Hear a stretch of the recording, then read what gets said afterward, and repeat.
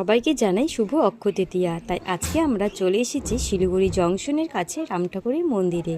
সবার প্রথমে আমরা ঠাকুরকে দর্শন করার জন্য একদম মন্দিরের ভিতরে চলে আসলাম। Guys, welcome back to our channel প্রিয়বসিং ক্রিয়েটার্স। তো গাইস, আজকের দিনে সকাল থেকে মনটা ছিল খুবই খারাপ। যাই হোক, দিনের শেষে যখন এই মন্দিরে এসে পৌঁছলাম তখন মনটা খুবই আনন্দ লাগছিল। এবার ঠাকুর দর্শন করে আমরা চলে আসলাম প্রসাদ খাওয়ার জন্য।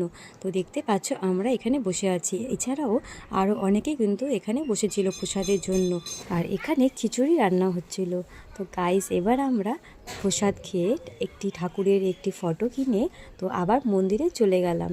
তো মন্দিরে কিছুক্ষণ ঠাকুরের নাম শুনে আমরা এখান থেকে বেরিয়ে যাব।